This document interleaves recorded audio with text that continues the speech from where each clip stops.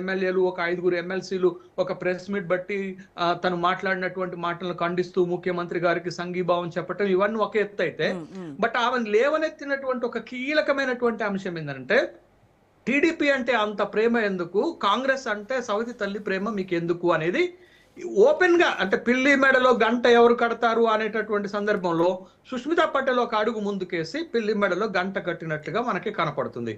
అటు మీకు కాంగ్రెస్ పార్టీ అధికారంలోకి రావటానికి ఒక 4 జిల్లాలు ప్లస్ ఇంకొక జిల్లా 5 జిల్లాలు కీలకమైంది.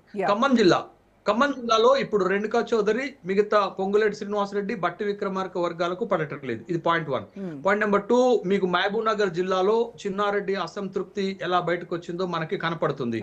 తర్వాత పాయింట్ నెంబర్ 3 మీకు బలంగా వచ్చేసి నల్గొండలో వచ్చేటటువంటి రాజగోపాల్ రెడ్డి అసంతృప్తి ఎలా ఉందో మనకు కనపడుతుంది. ఈ 3 కాకుండా ఈ 3 ప్రధానమైన జిల్లాలు కాకుండా మరొక 2 జిల్లాలు కీలకమైనది. ఒకటి కరీంనగర్, రెండోది వరంగల్ జిల్లాలో ఇవాళ పార్టీ నెట్ట నిలువుగా చీలిపోయి 2 వర్గాలు అయినటువంటి సందర్భం ఉంది. వరంగల్ జిల్లాలో నాకు గుర్తెరిగిన రాజకీయంలో 12 శాసనసభ స్థానాలు ఉంటే 10 శాసనసభ స్థానాలు కాంగ్రెస్ గెలిచింది. ఎందుకు అనంటే పార్టీ అంతా కలిసికట్టుగా పోటీ చేసి గెలిచారు. కానీ ఇవాళ ఆ పరిస్థితి లేదు.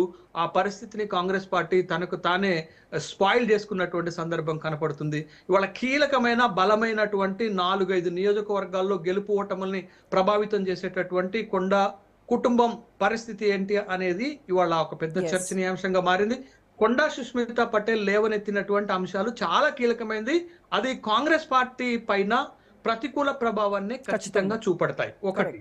ఒకటి రెండోది ఏంటి అనంటే, నేను గత 2-3 రోజులుగా కొండా సుష్మితా పటేల్ కేంద్రంగా జరుగుతున్న విమర్శల్లో ఒకటి కీలకమైన పాయింట్ 1 ఏంటి అనంటే, అమ్మాయికి అసలు కాంగ్రెస్ పార్టీలో సభ్యత్వం ఉందో లేదో కాంగ్రెస్ పార్టీకే తెలియదు లేదని చెప్తున్నారు. ఈమె చేసినటువంటి వ్యాఖ్యలకు, ఈ కొండా సుష్మితా పటేల్ చేసినటువంటి వ్యాఖ్యలకు బాధ్యురాలుగా చేయటము కొండా సురేఖకు షోకాజ్ నోటీసులు ఇవ్వటం. నేను ఒక చిన్న మాట చెప్తాను, మీరు ఏమనుకోకండి. ఒక చెల్లిని అన్న నియంత్రించలేకపోతున్నారు రాజకీయాల్లో, ఒక కూతుర్ని తండ్రి నియంత్రించలేకపోతున్నారు రాజకీయాల్లో, ఒక అన్న తండ్రిని వేరే పార్టీలో చేరకుండా ఆపలేకపోతున్నారు రాజకీయాల్లో, ఒక తల్లి ఒక కూతురు స్వేచ్ఛకు అడ్డు చెప్పలేకపోతుంది రాజకీయాల్లో. This is true.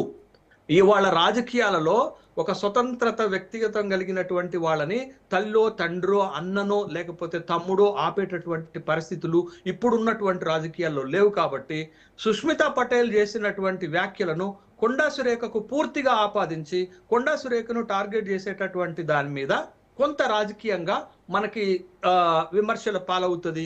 Congress Sushmita Patel వ్యాఖ్యల్ని వాళ్ళ అమ్మ మంత్రి కొండా సురేఖకి ఆపాదించడం అనేది మీ దృష్టిలో అది కరెక్టా కాదంటారా? ఎందుకంటే చిన్న బైక్ యాక్సిడెంట్ అయితేనే. నా దృష్టిలో కాదు. మీకు తెలుగు రాష్ట్రాల రాజకీయాలలో కొన్ని ఉదాహరణలు చెప్పాను. ఒక తండ్రి తన కూతుర్ని నియంత్రించలేకపోయాడు కదా, ఒక అన్న తమ్ముడిని వేరే పార్టీలో చేరకుండా ఆపలేకపోయారు కదా, ఒక మాజీ ముఖ్యమంత్రి తన చెల్లెల్ని వేరే పార్టీలోకి వెళ్లకుండా ఆపలేకపోయారు కదా. అదే సూత్రము కొండా సురేఖకు వర్తించదా అనేటటువంటి ప్రశ్నను నేను మీ ముందుకు తెస్తున్నాను. నా వ్యక్తిగత అభిప్రాయం వేరుంటుంది, కానీ వాస్తవాలు రాజకీయాల్లో ఎలా ఉంటాయి అనేటటువంటి దానికి కొండా సురేఖ లేవనెత్తుతున్న అంశం ఏంటంటే, తాను మేజరు ఒక వ్యక్తిగత అభిప్రాయం తను వ్యక్తం చేసింది. ఆమె వ్యక్తం చేసినటువంటి అభిప్రాయాలకు నాకు సంబంధం లేదు. ఆమె అభిప్రాయాలకు నాకు నోటీస్ ఇవ్వటం ఎంతవరకు న్యాయం అనేది ఒకటి. సహజ న్యాయ స్ఫూర్తికి విరుద్ధం అని చెప్తున్నారు.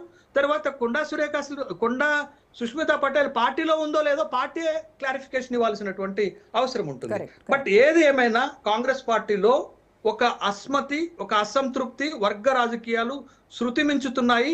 అది 2023కు ముందున్నటువంటి పరిస్థితి లేకపోవటం కాంగ్రెస్ పార్టీకి నష్టం చేస్తుంది రాజకీయంగా అనేది చాలా స్పష్టం. రైట్. సో రవికుమార్ గారు, ఇప్పుడు మీరు మాట్లాడాల్సింది ఏంటి అని అంటే, ఇంగ్లాండ్ టూర్కి ఓకే చెప్పినటువంటి కేంద్ర ప్రభుత్వం అమెరికా టూర్కి ఎందుకు యాక్సెప్టెన్స్ ఇవ్వలేదు?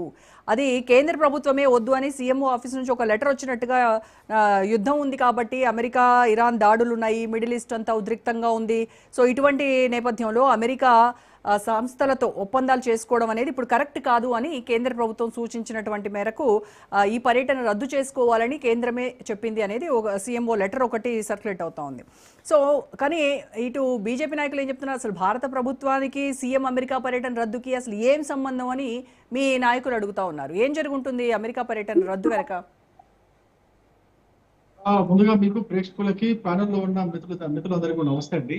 అయితే సీఎం పర్యటనకి అసలు సెంట్రల్ గవర్నమెంట్ కి ఏం సంబంధం అనే ప్రశ్నకైతే ఖచ్చితంగా సంబంధం ఉంటుందని చెప్పాలి. అధికారిక పర్యటన కాబట్టి, ఒక రాష్ట్ర ముఖ్యమంత్రి అధికారిక పర్యటన విదేశాలకు చేస్తున్నారు కాబట్టి ఖచ్చితంగా ministry of external affairs clearance ఉంటుంది.